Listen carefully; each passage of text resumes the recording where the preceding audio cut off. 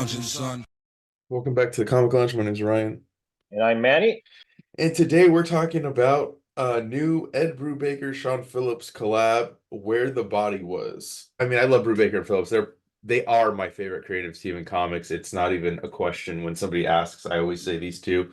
I have everything they've done together, whether it's single issues, collections. This is a team that I will like buy multiple versions of. Yeah, in fact, I just picked up like a bunch of criminal books that I know I probably have in collections because I saw them at the dollar bin in the comic shop, like, when they were being published by Icon. And I'm like, I'm just going to grab these.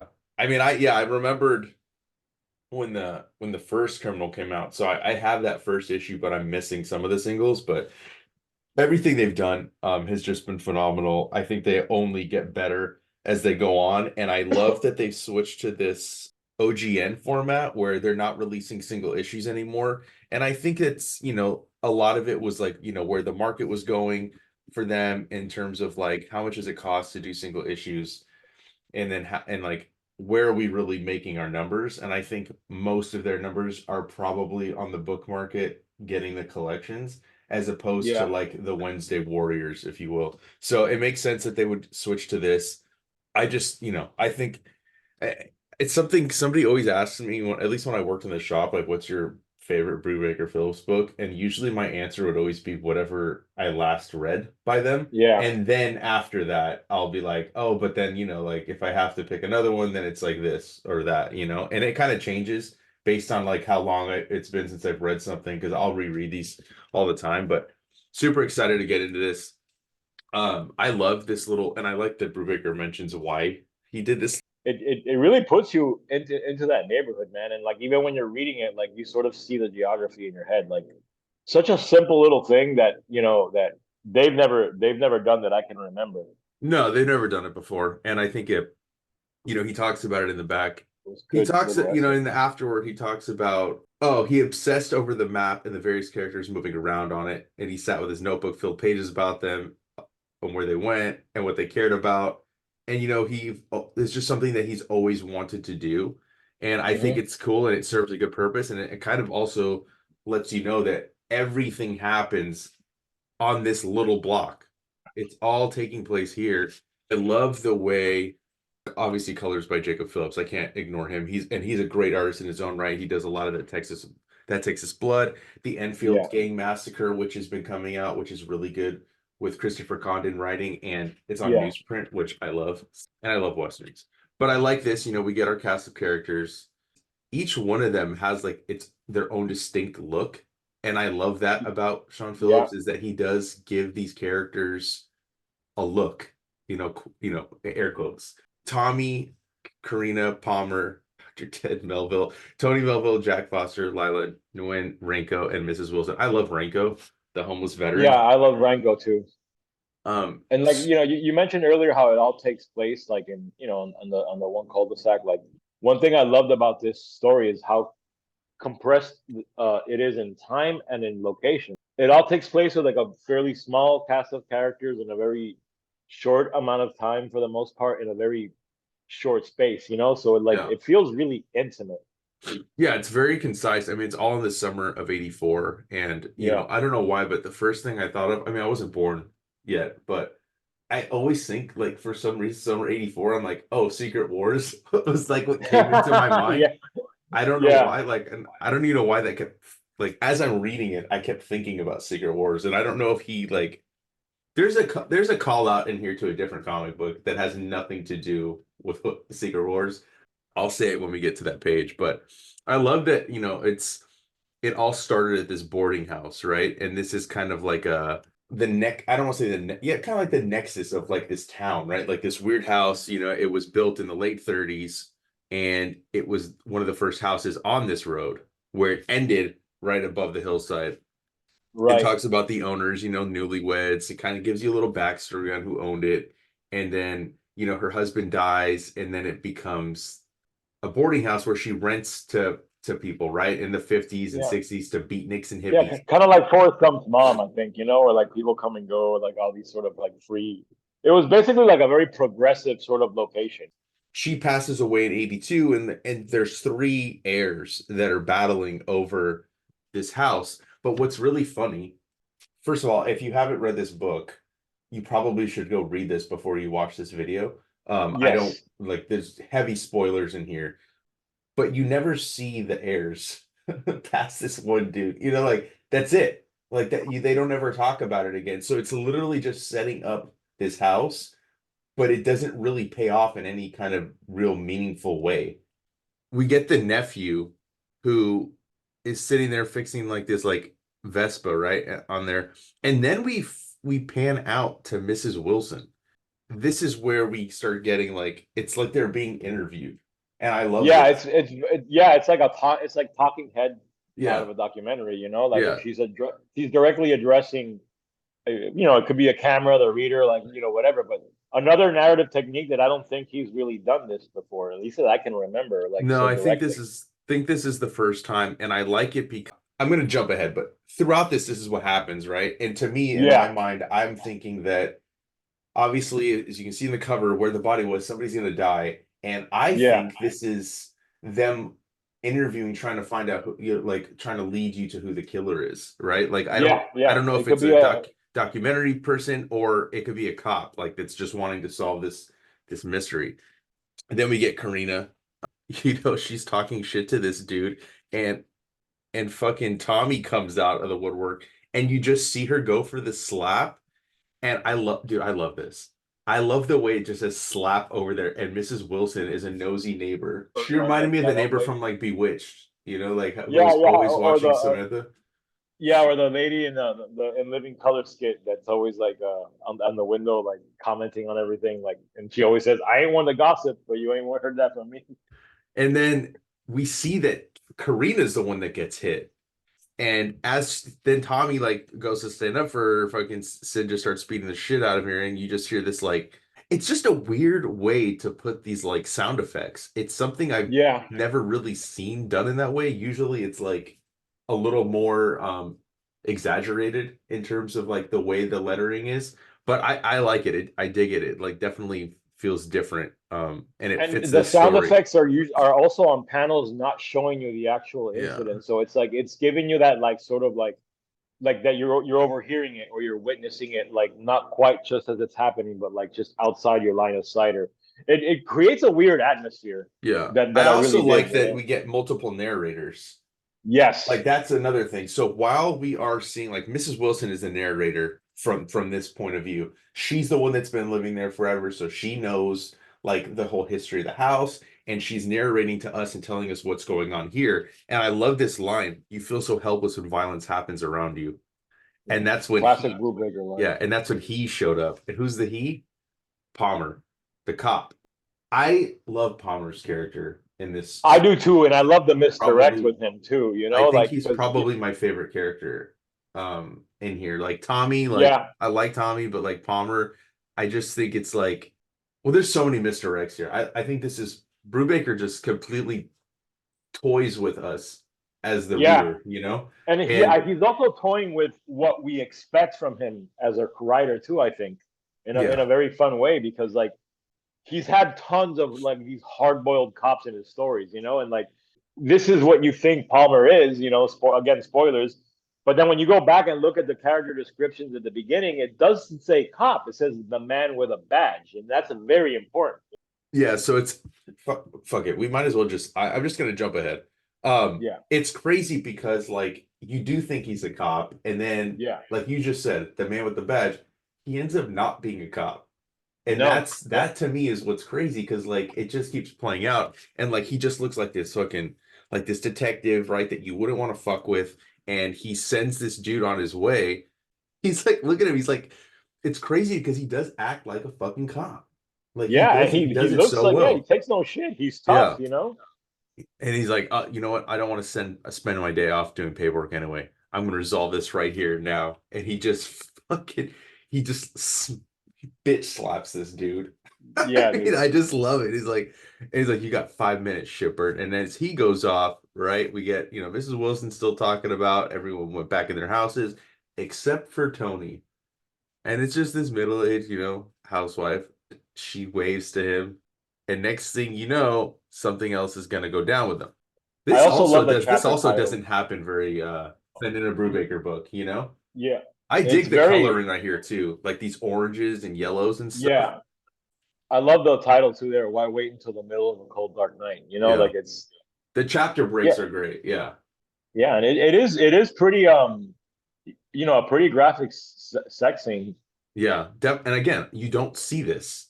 And I think that, like again, like she's definitely like you can see she's turned on, right? Like Yeah, we don't know that she's married, but she is married and she's like I think that's part of the allure to her, right? Like she was turned on because she saw him like handling business in the streets yeah, and then she invited him in. And now, and I love this too, that they started calling it the Sid and Nancy incident. yeah. That's the first of like a few punk rock Yeah. references in this that I really liked, and it Yeah. reminds you that Brubaker grew up like a punk rock kid, and probably a lot like the Tommy kid. If you've ever read like his the comics he drew, like Low Life, like Hmm. he had his brush with crime as a person too in real life, and he's not shied away of talking about it either. So And Tony I just think, keeps meeting up with Palmer yeah, over and over. And Tony's the one that is, she initiated everything. yeah. And then she's narrating at this point. So here Yeah, it's not, right? Like this one is just like, a narrator that pops yeah. in and out too. And then you could see, right? Like they have this a loveless marriage and she just does, has no attraction to him anymore, but she just keeps seeing this Palmer dude and day after day they just keep it's like they just keep meeting. And I love it too, because like he illustrates her and she's not like this like young, skinny, fucking like, Yeah, like she's she's thick, very dude. like real looking, Yeah. like a lot of women her age you would see, and like, but you could tell that there's still something very like sexy about her, I'm sure, and attractive, and Hmm. and I love these little shitheads too that fucking say, oh, he calls them shitheads. yeah, Like, hey lady, you got fries to go with that shake? yeah, You picked the wrong asshole to fuck with, shitheads. And yeah, I love the look on their faces when they realize it's a cop because that happens yeah, again later when we do get more Palmer's backstory. I love this too, dude. I mean, who hasn't seen fucking shoes thrown over? yeah. There's Again, something there's something about that image that I just really dig. it's very evocative, and there's again, that's one of those things that really sort of puts you in the neighborhood, like you really do feel like you're living amongst this group of characters while you're reading the story. It's very immersive, and that's one of the things I really loved about it. Like it I it I really love that really he's pulls you in. constantly expanding the cast too. Like Yeah, one story kind of leads into the next and it just keeps growing and growing. Like we have Tony here, right? Like Dr. Melville is kind of a little bit in the back, but he comes in and then Lila over here too, she's coming into yeah. play. And then how all the characters connect too. Obviously they all live in the same neighborhood, so they're neighbors and they're gonna know each other. Yeah. But the connections are so like intricate the way that he slowly builds it. It's again, he's such a masterful writer that he makes all this shit look so easy, and it's And then not. this, This is and not then easy to do. this is great too, because this is showing his love for like the teenage detective, like Harriet the Yes, Spy, right? Which is Harriet like the what he Spy, does, yeah, or Nancy Drew, right? Which is what he does in Friday, right?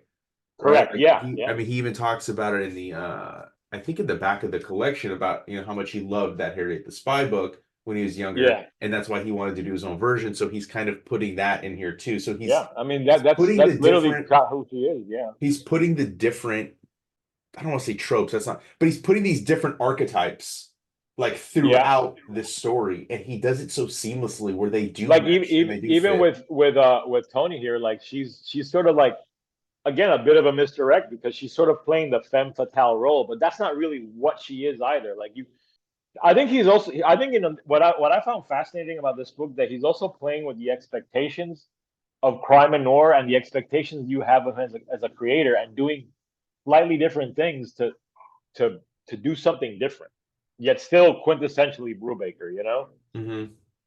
And I love this Ranko, he fought in Vietnam and he's just like lives behind the 7-Eleven in the woods. And Lila comes and brings him sandwiches and stuff like that. I think that Yeah. that's pretty cool. He calls her Batgirl. And I love that she wears a mask and cape. Again, it Yeah. also shows like Brubaker's love for superheroes also. And then we jump forward and we see like the difference. So she's 11 here, but she's 45 when she's talking to this, Yeah. person off camera, off panel. We see that she kind of just, she like pretending to be a superhero. and she doesn't even Dude, know why she did it. I want to call out the art for a minute because I love the way that you said each character has a different look, and like when you look at like Ranko, like there's so much line work to him when he Mhm. when they draw him compared to the other characters, which gives him like that sort of like messy. He's a homeless vet. He's Yeah. dirty. He probably smells, and like without using like squiggly like smell lines like they used to use in old comics, like they really sort of make him feel that way. And again, that's Sean Phillips, and I mean, and I think once, as much as I love all the colors they worked with, like when they brought on Jacob, man, like he's magical in what he does. Jacob, yeah, I mean, look, it just gives colors give comics a different vibe. So it's just, Yeah. I don't want to say that one's better than the other because I think that each colorist that they've had on the projects Was it fits. Elizabeth Brewmeister that they used to use? I think Elizabeth before Brightweiser, Dave Stewart has worked Brewmeister. on it as Yeah, well. yeah, yeah, But yeah, I mean, each colorist is perfect for the stories that they worked on. You know what I mean? I think that if you change colors out, you get a different vibe. But yeah, I just think that what Brubaker and Phillips are doing on this book is just, in my opinion, just masterclass. You know, and yeah, now we man. get the story of Palmer, and now right off top in his chapter, Palmer was not a cop, and it's this manager at this liquor store, and he Yeah, talks about how he worked there and how, for lack of a better word, he was kind of a little bit of a pushover and a bitch, and people would always try to punk him. And then one day he just loses his shit and fucking whips out this badge.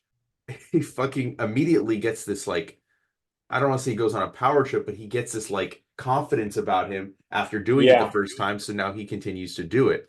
And you can see his whole demeanor change, even the way he's like smoking the cigarette yeah. outside. Like He he's just becomes a got this. different person, and I think though it's so great the way he does it because I don't think this was like something that Palmer had thought about doing. I think it was an impulsive act that unlocked something in him, Uh-huh. something that he needed, or like a change that he needed, like you said, like some kind of confidence that he lacked.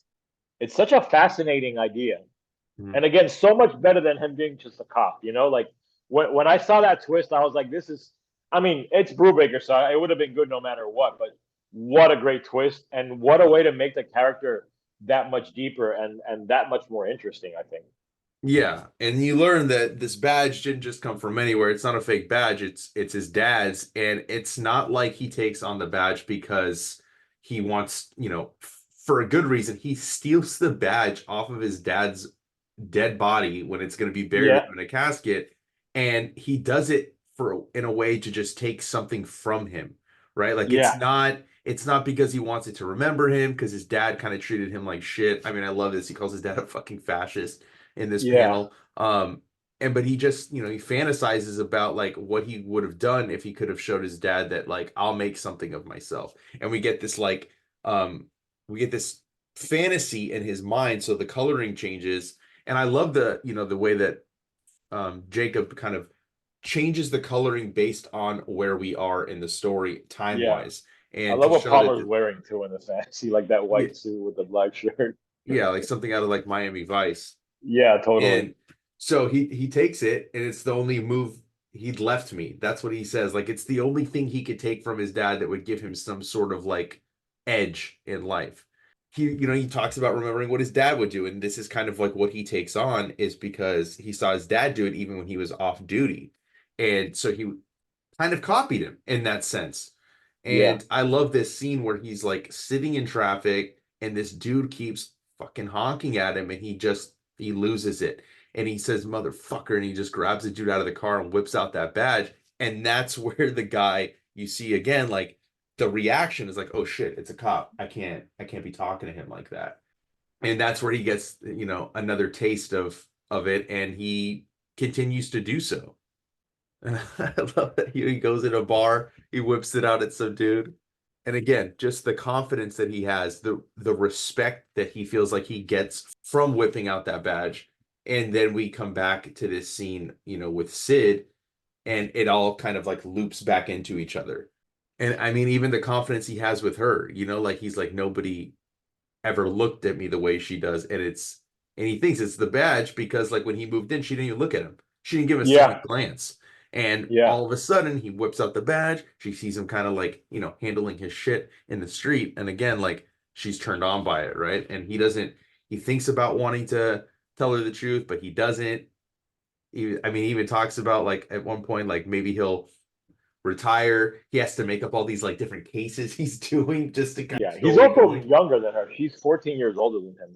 But look, even like when he says he'd give up the badge, you can see that look in her face, and Sean Yeah, Phillips does it so. I mean, it's perfect because like you can see that look in her eye of like, well, like I don't know if I would want you to do that because she yeah, likes living the life she has, but having him on the side.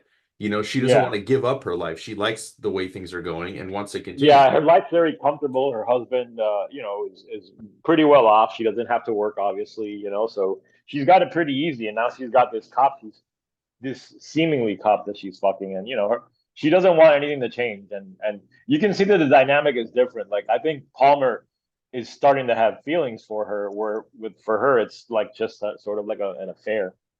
And then gets a knock at the gets a doorbell ring, and it's a private investigator, and everyone's like, well, or the lady across the street says you're a cop, and he's I love this panel shit in his head because he's like, it's And it gonna start to unravel. His whole and fucking shit is if you gonna notice, unravel. that's very few instances that we have the thought balloons here, but he uses them. And I also love the private investigator is he just looks like somebody's dad. He's got like a members only jacket, like he's not like this tough as nails looking guy. Like he's just like your regular sort of private investigator that probably doesn't deal with like murders or anything. He probably just deals with missing persons like he's doing now, looking for someone. Like he's the kind of guy you find in a phone book. And then we get to the boarding house, and I love the title of this, The Swimming Pool Bandits. So this guy has Yeah, been tasked with finding Karina because because she's escaped. She was supposed to go to rehab. It was part of her deal with the courts.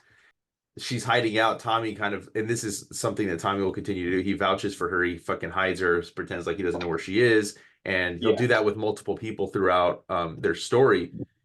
I like their little relationship, right? Like he's infatuated with her. You can't really tell, like, does she really like him or not? Like it's kind of back and forth.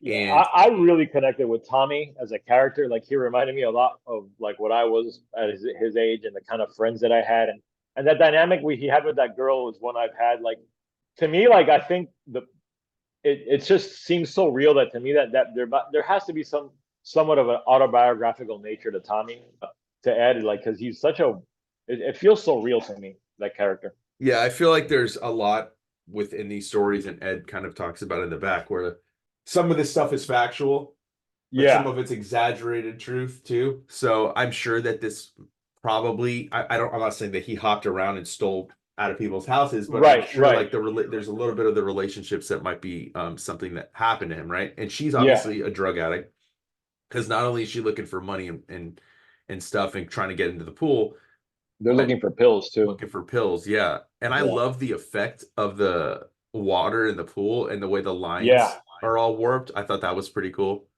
to kind of like show you that they're in there because otherwise if it was just lines it wouldn't really read well, but No, and it's great water's use of hard it. to draw, I think, man. I mean, it's Yeah. not easy to draw the way that water changes images, the way it refracts light and like, sort of like bends images, like you just said. I also Yeah. love the panel of her coming out of the water, like the look that she gives, like that bottom, yeah, Oh yeah, right yeah, here. that bottom left panel. Like Yeah. it's such a great little piece of art, man. Yeah. I know, and I like this too because like he can feel like he feels like everything was slipping away from him, because she starts Yeah, mentioning this other guy that's living in that house. And so, he obviously likes her more than she likes him. And yeah. we get a little bit more backstory that takes And a place. parallel to Palmer and Tony there, like where Palmer likes Tony more than she likes him, like Yeah. that's And so we get a little bit of like how they met with the whole thing with Sid and stuff like that, and how they went their separate ways, but they end up meeting again, and takes her away. yeah. They talk about the Twilight Zone. I thought that was cool. This call out to Love and Rockets, I thought was Oh, dude, amazing. yeah, I was waiting to get to that part, Yeah, man. Like so I this was, is the yeah, thing I was talking about in the beginning. I mean, this is the cover, I think, to Love and Rockets 24. I could be completely wrong on the issue yeah, number, but I feel like that's the cover. And I just think it's like it's such a simple thing to do to be a yeah, call out, but like it obviously is because of the red and black. Like nowhere else in this comic book is there yeah. No, red and yeah, black and like that. like the sort of like I mean, the image is not the same, but the idea of capturing that moment of a band, like of a punk band, Yeah. playing like a very small intimate show, and again, that tracks with what we've been reading so far about this being an intimate sort of like small story taking place in a compressed amount of time and space, man. Like, Mhm. and I've been to a million shows like this. Like this panel was like dead on. Like I've been to so many house shows, and that's exactly what it feels like. And I love this, like now he again he just he keeps getting more and more like in love with her, and like this scene of her cuddling him at night, he's like, oh my God, this is it, another Yeah. thought balloon, and he I thinks love that how he things are gonna uses thought balloons very sparingly, but yeah. whenever he does, they have a very, very deep emotional impact. It's like he doesn't give you the thoughts his characters having very often, but when he does, it's very important. Yeah, and I love this scene too where he's looking for her and she's off, talking to other guys, so he's about to leave without her. I totally get that feeling, of like a chick that you're digging and then like you see her with somebody else and like, I'm just gonna Yeah, leave. He's about to leave there. He's like, all right, whatever, get on. And now we jump to her in the present. Like eventually we're gonna learn that maybe she did have feelings for him and she kind of has regrets of not pursuing it. But this is yeah, where things get really dark for them. Because like now they're not just, drinking, smoking weed, like it's graduated from speed yeah. coke It's pills and now right. it's Yeah, heroin. heroin. Yep. This was I also like, love the Jim Thompson book there. Like shout out to one of the best crime noir writers ever. Like mhm. And this is where like I kind of relate a little bit, from my own, like, struggles with drugs back in the day and like watching this, like yeah, of them just like melting into the bed. Like I totally get it, and like now yeah, they have to break into houses to support their habit. And we get yeah. Tommy a little bit older as well. So not only are I, we getting the different narrations, but we're also given hints at as we're watching or reading that these people are still alive. So they're not the body that was found. Like yeah, that's good. Yeah, another thing that you have to remember is that like we still haven't seen anybody die, even yeah. though that's where We what the don't name even of the know who book the is. body is at this point. Yeah. Like they could, and then the way the story's going, you're again so much misdirection. Like you think at the beginning you think it's going to be Palmer and Tony related. Maybe Palmer's going to kill Tony's husband. You know what I mean? Yeah. Or maybe Tony's husband is going to kill Palmer. Then you meet these kids and you're wondering, is Sid going to be involved and is Tommy going to? And then you're also so into the story that at one point I even forgot there was a body. I was just enjoying reading about these characters, and then I was too, but I was constantly in the back of my mind. I'm like, okay, yeah, which yeah. one is going to die and who's going to be the killer? And then we get this chapter, Who Watches the Watchmen? Amazing. Oh, dude, I yeah. I mean, love that he called it that. And, yeah, we get Lila, and she's chilling with Reiko in a fucking treehouse. Like, I don't know. I mean, I'm a parent. If I found out that my fucking kid was hanging out in a yeah, treehouse with some fucking homeless veteran wino, like, I would lose my shit. And the fact yeah, that, and obviously we live in a different time to where I wouldn't let my kid go out around the neighborhood by herself. But yeah, back in the 80s, it was different. Like she could go out and like her yeah, parents aren't going to trip on her. And so she's spying because she's trying to figure out who's breaking into the houses. He talks about like this detective, and Renko ends up beating the shit out of the private investigator, and then realizing, oh shit, like okay, you're not the burglar. And then she sees Tommy coming out of the window, and she kind of has a thing for him, right? Like we're gonna yeah. learn that as well. Like she had a She's crush got a on him little because he crush. was Yeah, nice to her. And I love that he gave her comics, so he started her love of comic books. I thought that was pretty interesting. Cool little like, does it really move the story forward? No, but it kind of gives life to these characters and makes them yeah, unique and makes more sense to like why she would want to be a superhero. She only grabs the Spider-Man comics, like she's cool on the yeah. rest. And this is where And she talks about her first I love crush. how any one of these characters feels so fleshed out. Like you could have a whole story just about Lila. You could have a whole story just about Tommy. You could have it's so good, man. All these Yeah. characters are No, so this good. is this is to me like a perfect comic book and easily like Yeah, I already knew before I read it was going to be on my best of 2023. I just knew yeah. it. I had this feeling. And it didn't disappoint. I think it far exceeded my expectations even because I thought it was going to be Same. great, but it was just amazing. I love that it's Yeah, a issue 127 of Amazing Spider-Man, which I would imagine is either Sean's or Ed's first Spider-Man comic, I would think, or maybe Yeah, like a significant issue to them. Maybe not their first, but definitely a significant one because why else would they just kind of throw that specific number in there? I love this. When we get to Dr. Melville, Tony's husband, and he's Ranko's doctor.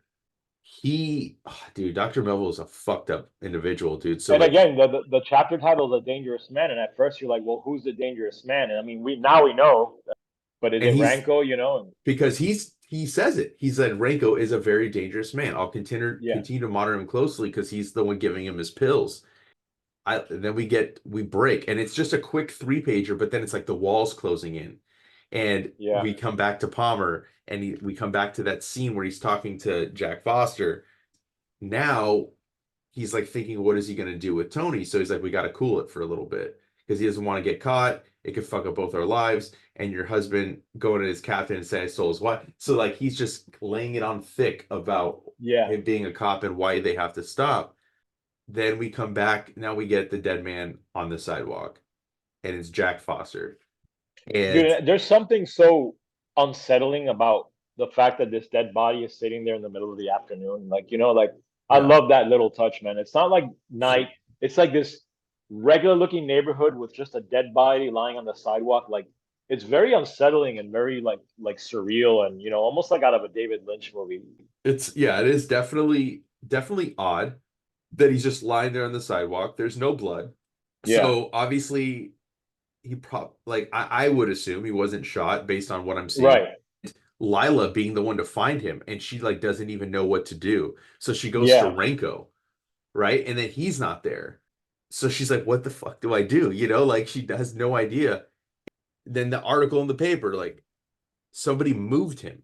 So now we Yeah. see that like he got killed, but he wasn't killed at that scene. He was moved over there. And so she goes to Palmer, and he's like, oh, well, you know what? It's not my case. No Yeah. cop would do that, answer that way. And she like doesn't like kind of think twice about it. And so she's gonna solve this case herself. And I love this. We get Palmer in the present day. He's like, I did move the body. What else was I gonna do? So like we're being led to And now believe like, okay, well, you didn't kill him, but why the fuck would you move it? And so he fucking does because he doesn't want anybody poking around and thinking it was him. I yeah, this is creepy too because he drags him in the car. You just see like this, like his eyes open, but he's dead. driving around with a dead body, like I mean, again, very creepy and unsettling. All the while we see Karina and Tommy just kind of in the background Yeah. at a payphone. This is where he Palmer kind of decides like he's gonna tell Tony, right? But then when he gets there, he can't. He Yeah. thinks it's gonna be some big romantic gesture, and then he's like, nah, I just gotta leave town for a while. So like, okay, one more, they gotta do a proper goodbye. And what happens while they're doing it? A harmonic convergence of bad timing. I love that Yeah. title too. Yes, dude. Again, I mean, the chapter titles in this are amazing. So Karina and Tommy are trapped in the closet watching all this happen, and then we pan back out to Tommy's at some club. Karina's dad is, looking for her.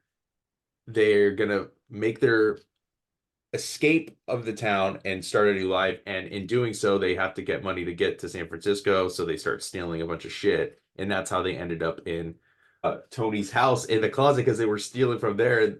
And Tony and Palmer came in. And so they're watching this infidelity happen.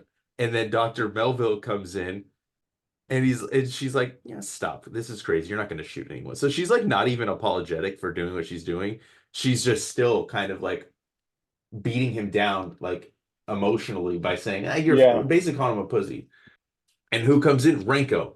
Now Renko's in the mix and he stops Yep. Dr. Melville from doing stuff. Tommy gets taken away because he gets shot. Karina gets arrested and everything's like kind of coming to a head. I love I love that Lila's on the cover like standing triumphant like a superhero. Yeah, she's doing a superhero pose. And so she's the one that called the cops. That's why the cops even came to that scene. Now instead of them making fun of her race, or now they're teasing her about being a superhero. And I love this, like her holding this Superman comic is like I can tell by the top that it was one of those like anniversary issues from the 80s that had that trade Oh, dress. yes, yes, of course. Yeah, I Yeah, noticed that too. Yeah. yeah. And so you see, Dr. Melville had been kind of brainwashing Renko and like medicating him because he had Yeah, always planned to kill his wife and he wanted a fall guy. But look, now Renko's like all good now. He's normal, living a normal life. So yeah, kind of, living with kind of, his, I think his sister and like, yeah. and his niece. So kind of a happy ending. Dr. Melville kind of ends up where he needs to end up in jail. And then after this, we see like the characters kind of age. So we get these like panels of like Tony's, slowly getting older, right? We Yeah, keep seeing scene after scene. I'll let the readers, when you read the book, I don't want to like spoil how those like little tidbits end, but I like how we see them slowly getting older and kind of where they yeah, ended up. I like the regret of Karina not kind of like being with Tommy the way she wanted to be, and like they reconnect. But I don't want to spoil too much of the actual ending because I think that ends really great. But yeah. I will say this: I don't want to like flashback to I don't want to say what happens at the end of this book. I think the reader should kind of experience that. Oh, like you like But okay, like the actual, yeah, the actual yeah, ending. But I will say this before we stop talking about this. One thing we haven't said is who the killer is, right? Like that's one yeah. thing. And Brubaker does it. Wait, who killed the private eye? And Yeah, because and I even when I was reading it, I'm like, okay, so where's the yeah, that was my thought. I was like, dude, what the fuck? He didn't even name the killer because I thought this was the end of the book, right? yeah, And then look, turn the page to find out. So he yeah, does it in such a great way that I just don't want to ruin that for anybody. I know we've spoiled a lot of what the book is about, but that's one thing that I want to just kind of leave to the reader to yeah. check for. But It's very clever and like and it does all wrap up very perfectly, very well written. yeah, this is one of their best books. Again, I think they continue to get better. That I don't think they have any book where I'm like, that wasn't like one of their best. Like they constantly are putting out great content. I love that we're getting about 2 to 3 of these books a year. I love that we're getting ones now that aren't part of the Reckless series, like they're just one and dones. Yes. That's something I really look forward to, and I love that he writes in here that Sean wanted a romance book and he ended up making a romance book that was more of a crime story, right? With My Heroes Have Always Been Junkies. And then Yeah. this is a crime book that turned into kind of like somewhat of a romantic book, right? Like a Yeah. romance story. So I think it's just flawless in its execution. I think it's, easily one of the best books that's come out this year. One of my favorites of theirs for sure. So definitely go pick it up, check it out. I think we both highly recommend it. We are Yeah. going It's to definitely have, a best of 2023. yeah, So I mean, we will talk about it's it a little bit in there too when we do our best of 2023 video. And I will start a playlist for all the books that are on our best of 2023 so you guys can find all of our favorite stuff in there as well. Make sure you like, follow, subscribe, hit the bell icon so you're notified every time a new vid drops. And on that note, we're out. we'll catch you next time, guys.